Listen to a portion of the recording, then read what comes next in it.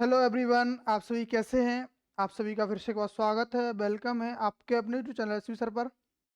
तो आज हम पढ़ेंगे गोलीय उत्तर प्रश्न द्वारा अपवर्तन का सूत्र। ठीक है, चलिए जो एग्जाम के लिए इम्पोर्टेंट है।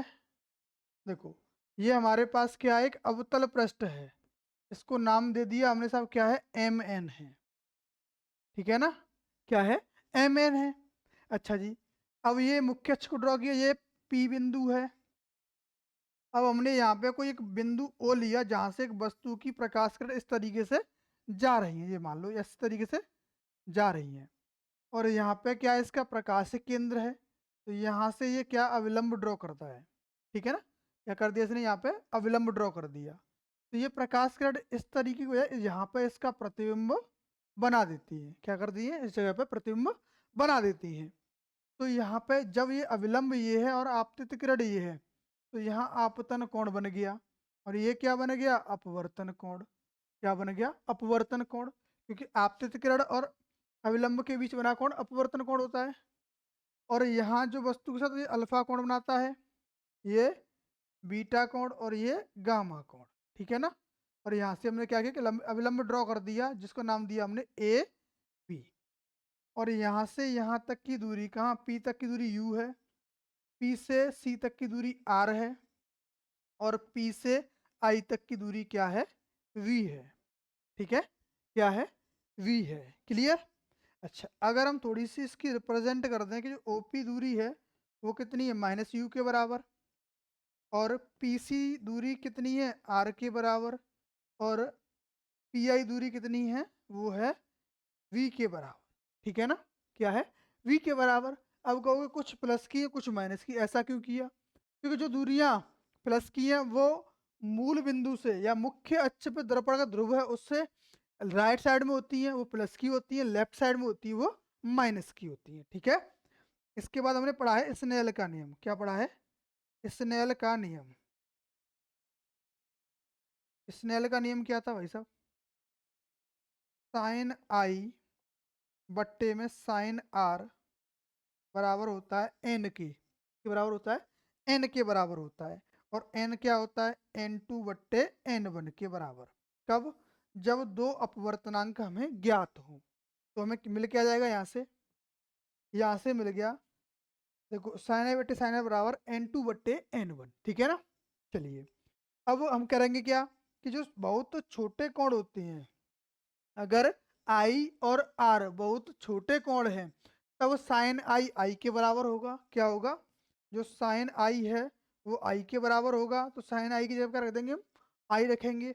और साइन आर की जगह पे आर रख देंगे। बराबर क्या है, एन टू बट्टे एन वन। दोनों का क्रॉस मल्टीप्लाई यानी कैंची का उड़ा, एन वन आई बराबर एन टू आर। ठीक है, इसको समीकरण नंबर हमने एक मान लिया। क्लियर। अब हम यहाँ से आई और आर के मानों को निकालेंगे। कैसे, अगर त्रिभुज हम ओ ए आई ले लें, क्या ले लें, ओ ए आई नहीं, ओ ए सी। क्या त्रिभुज लें हम, त्रिभुज ओ ए सी में। ओ ए सी में क्या मिलेगा भाई साहब हमें, ओ ए और सी, इसमें जो बहिष्कोण है वो क्या है, आई है। क्या है, आई। आई बराबर क्या होगा, अल्फा प्लस गामा। क्या होगा, अल्फा प्लस गामा। इसके अंदर कौन बन रहे हैं। ठीक है ना। तो यहाँ से आई का मान निकाल दिया हमने। इसके बाद निकालेंगे हम इसका मान, आर का मान। तो आर का मान कैसे निकालेंगे, त्रिभुज ए या आई ए सी में। किसमें, आई ए सी में। त्रिभुज आई ए सी में, आई ए सी में किस तरीके से निकालेंगे मान, आई ये रहा, ए ये रहा, सी ये रहा। इसका बाहर कोण कौन सा है, गामा। कौन सा कोण है, गामा। गामा किसके बराबर होगा, बीटा प्लस आर के बराबर। किसके, बीटा प्लस आर के बराबर। अगर यहाँ से हम आर का मान निकालें तो क्या होगा, गामा माइनस बीटा रहेगा। क्या रहेगा, गामा माइनस बीटा। ठीक है। तो हम आई और आर के मान समीकरण एक में रखते हैं। कहाँ रखेंगे, आई के और आर के मान समीकरण एक में। तो एन वन आई की वैल्यू कितनी, अल्फा प्लस गामा बराबर एन टू आर की वैल्यू गामा माइनस बीटा। ठीक है ना। अच्छा, अब इसको भी हमने क्या माना, समीकरण 2 मान लिया। क्यों मान लिया भाई साहब? इसीलिए माना क्योंकि हमें अल्फा बीटा और गामा की वैल्यू नहीं पता है, तो उसके लिए मान निकालेंगे किसका, अल्फा बीटा और गामा का। तो अगर हम अल्फा का मान निकालना है तो किसका निकालेंगे, त्रिभुज ए ओ ए बी में, त्रिभुज ओ ए बी में। ऐसा क्यों किया साहब, इस त्रिभुज को क्यों लिया, क्योंकि जब हम समकोण त्रिभुज लगाएंगे तभी इससे अल्फा बीटा गामा के मान निकल के आएंगे। तो ये देखो समकोण त्रिभुज है, तो टेन अल्फा बराबर क्या होगा, टेन अल्फा, टेन थीटा का सूत्र क्या होता है, लंब बट्टे आधार। तो कोण के सामने की भुजा लंब ए बी हो गई, आधार कितना हो गया, यू के बराबर, यानी माइनस यू के बराबर हो गया। तो लंब कितना, ए बी बट्टे minus you.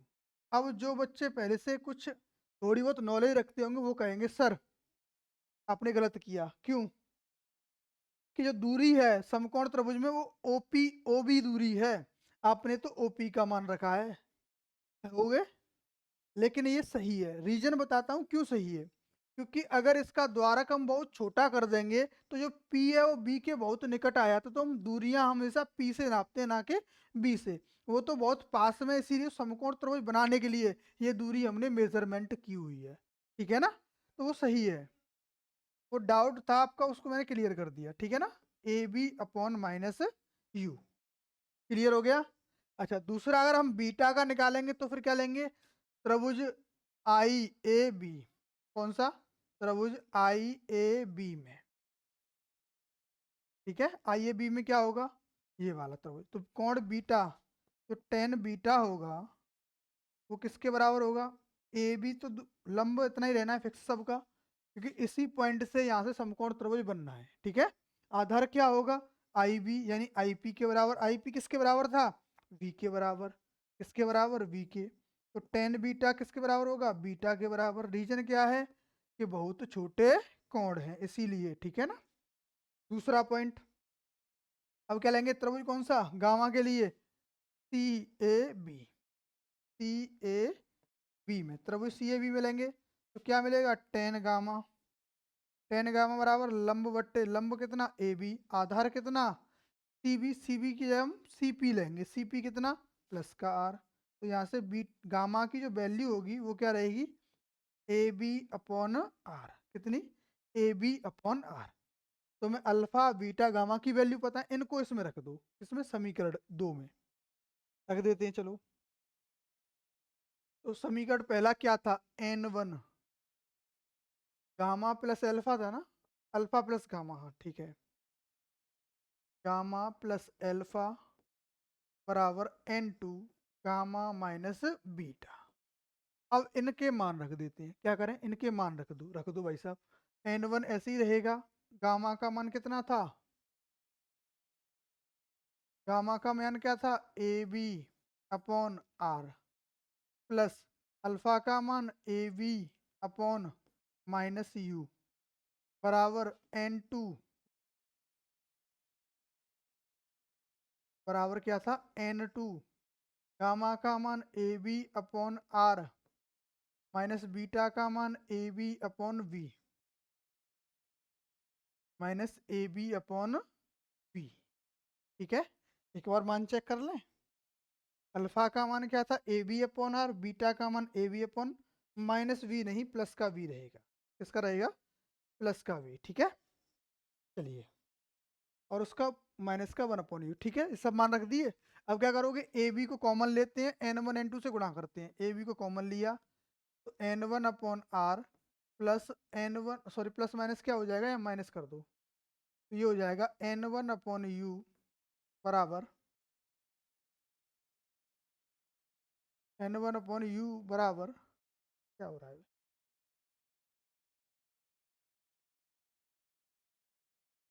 N one upon you बराबर A B N two upon R minus A B, sorry A B की जगह क्या रखेंगे, एन टू अपॉन वी। अब क्या किया साहब, ए बी से ए बी को काट दिया, ठीक है ना।